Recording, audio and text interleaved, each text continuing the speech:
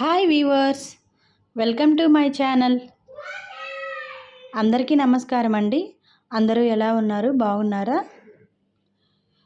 ఈరోజు ఈ వీడియోలో పాలకూరతో మనం పిల్లలకి ఎలా ఫీడ్ చేయాలి అనేది నేను చూపిస్తున్నాను.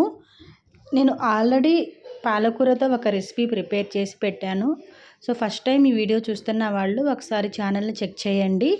ఇది 10 months బేబీస్ కోసము చూపించమని చెప్పి అడిగారు. సో వాళ్ళ కోసం చేస్తున్నాను, తెలియని వాళ్ళ కోసం తెలుసుకుంటారు అని.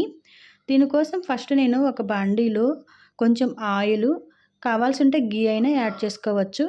కొంచెం ఆయిలు, అది కొంచెం బాగా వేడయ్యాక కొంచెం ఆవాలు, కొంచెం జీలకర్ర అన్నీ వేసి 2 వెల్లుల్లి రెబ్బలు వేసి బాగా ఫ్రై చేసుకోవాలి. ఆ తర్వాత నేను 3 spoons rice, 3 spoons moong dal తీసుకున్నాను. ఇవి బాగా వాష్ చేసి సోక్ చేసి పెట్టుకోవాలి.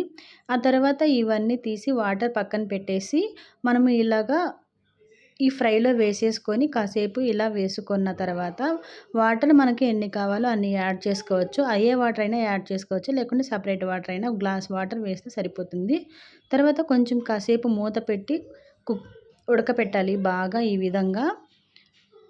సో కొంచెం ఉడికింది అని తెలిసినప్పుడు మనం ఆల్రెడీ వాష్ చేసిన పాలకూరని ఈ విధంగా చిన్న చిన్న ముక్కలుగా కట్ చేసుకొని దీనిలోకి వేసుకొని ఒక 2-3 టైమ్స్ కలుపుతూ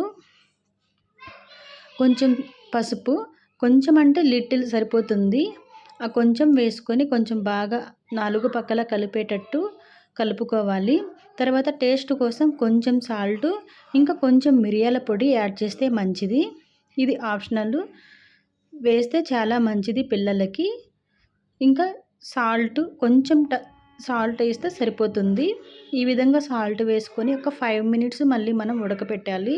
మూత పెట్టేసి ఉడకపెట్టాము అంటే సో బాగా తొందరగా కుక్ అయిపోతుంది. ఈ విధంగా చూసారా ఎంత మెత్తగా అయిపోతుందో. ఈ టైంలో కొంచెం గీ యాడ్ చేసి పెట్టాము అంటే పిల్లలు చాలా టేస్టీగా తింటారు, ఇష్టంగా తింటారు. గీ అనేది కంపల్సరీగా వేయండి, టేస్ట్ బాగుంటుంది. ఇది ఫీడింగ్ బౌల్లోకి మార్చుకునేసి మనము ఇలాగ కొంచెం చల్లారిన తర్వాత పిల్లలకి పెట్టడమేను.